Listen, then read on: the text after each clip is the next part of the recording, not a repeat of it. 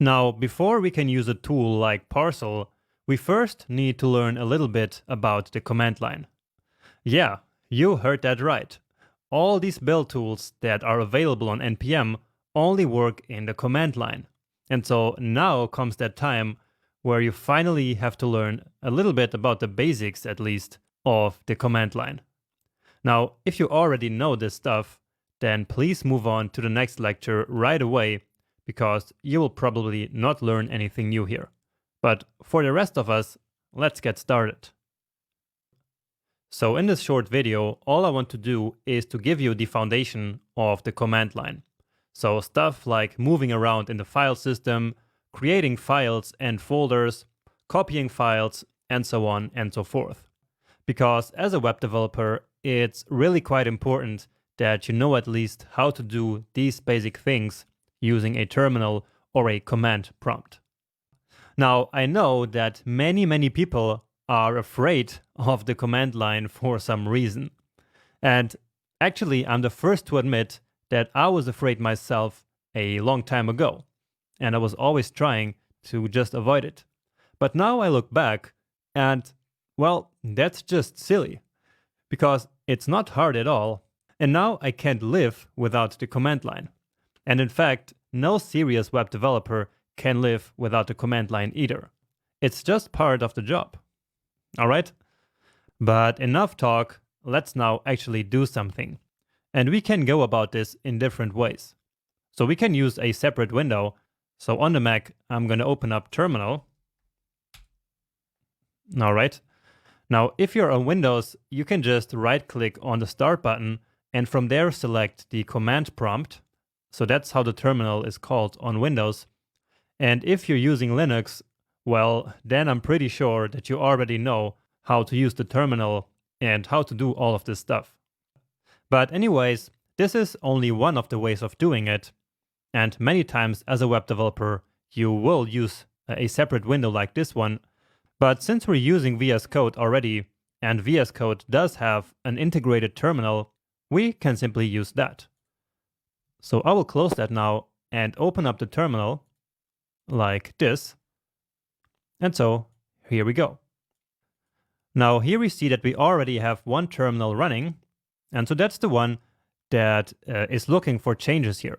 So it's that node process, so that live server tool that we have been using.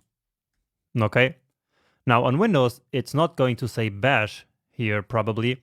And that's because the command line works a little bit different on Windows than it does on Unix-based systems like the Mac or Linux. But anyway, most commands are the same, and whenever one is different, I will let you know. Okay? Now, the first thing that you need to know about any command line is that you are always in a folder. So right now we are in this project folder, and so that's the beauty of VS Code. So whenever we open a terminal in VS Code, we are always in this project folder itself. And then from this location in the file system, we can move up and down using commands. Now the first command that I'm going to show you is ls, which on Windows is called dir, which stands for directory. So on Windows type dir, and on a Unix-based system ls. And so this will then show you the contents of the current folder. All right, and so indeed, that's exactly the files that we have here, except for this one here, which starts with a dot. And so that's different, but never mind. Then the next command is cd, which stands for change directory. And with this, we can go up and down the file tree. For now, let's just go up, and for that, we use ... And so with this, we are now in the desktop. So let's take a look here as well. And so here we see all of the folders that we created before. Okay, and so let's now move into one of them. So I can write again cd, and then let's say I want to move into folder 13. So 13-advanced, but I actually don't have to type all of it. So instead, I can just hit the tab key, and it will then autocomplete this path for me. So that's very handy whenever we don't want to write everything by hand. So hit enter one more time, then ls or dir on Windows. And so with this, we can check out all the files that are in there. So again, 3 files, and then we also have a folder. So let's go there as well. So cd img, and again, let's check out what we have in there. So all of these images. All right, so let's move up. So that's ... again, and actually we want to move up 2 levels. And so here we can then add a slash, and then again ... And so this will move up 2 levels back to the desktop.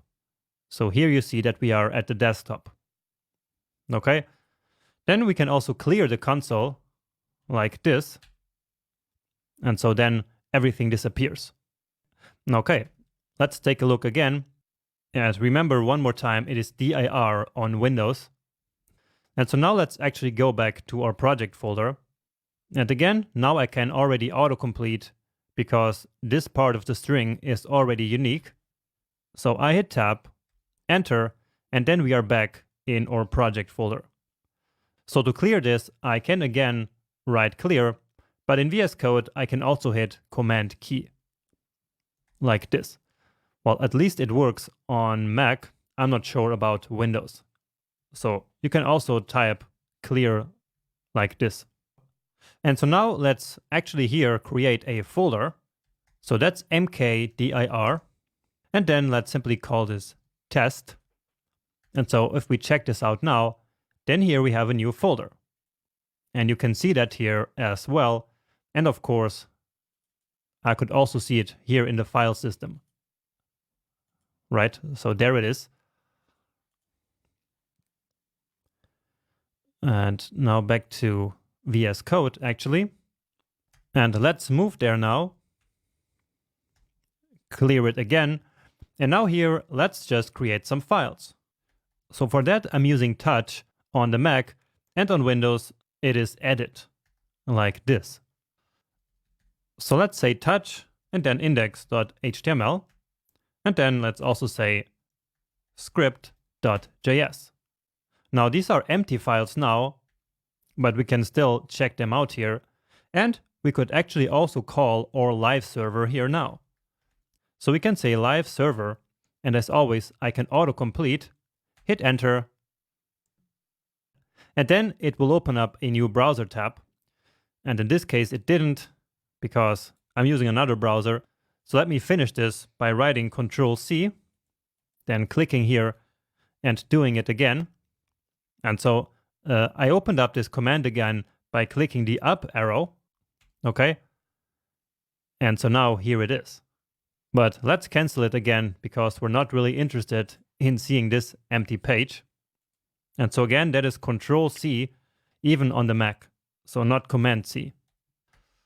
And here I can actually use the arrow key as many times as I want to see my past commands. And I can also go back down like this. So let's take a look again at the files we have. And we could also add multiple files all at once. And this is actually something pretty useful and that I do all the time when I need to create like multiple modules at once. So let's say jonas.js, let's say bankist.js, and mapty.js. And so now it created these 3 files all at once. I'm not sure why I wrote JS there, but never mind. Of course, JS does not exist, but here we now have all these files that we created previously. Okay, so we have all these files now, but we're not really interested in them, and so let's delete them. And for that, we can use rm on the Mac and del on Windows. So script.js, for example, and let's say also jonas.js. Let's take a look. And now we only have these 3 left. And let's say that we actually wanted to move one of them to the parent folder. So for that, we can use mv. Let's say we want mapty. And once again, I hit tab. And so we need to specify first the name of the file that should be moved, and then the location into which that file should be moved. So what is that location? Well, in this case, we want to move it to the parent folder. And so that is ... like this, and then the dash. Okay? And you actually already saw it appear here, right? And if we take a look here again, then there it is. If we move to that parent folder and check it out here as well, then there is mapty.js. All right. And so now we really don't need that test folder anymore. So let's delete that as well. And for that, we can use rmdir. So this stands for remove directory, while the opposite of that, remember, was mkdir. So make a directory. And so now we just need to specify that test. Oh, and the directory is not empty. So rmdir only works for empty directories, at least on the Mac. On Windows, I'm not sure how it works, but apparently on the Mac, only for empty directories. However, at least on the Mac, we can use another trick to remove a directory. So we can use again rm, which we also used to remove files, and then we can specify a flag. So that's basically an option which we write with a dash and then a specific symbol or letter.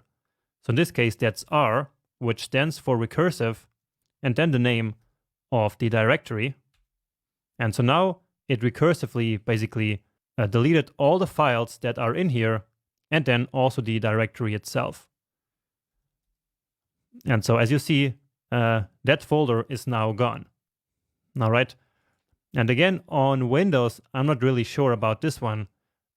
Maybe rmdir just worked. But if not, well, if you really need it, then of course you can always go ahead and Google how it works on Windows as well. But with this, I think we actually covered everything that we needed. Let's just get rid of that mapty.js. So mapty.js, and again on Windows, that would be del for delete. Okay? And so with this, we are back to our initial working directory and can now keep going in this section.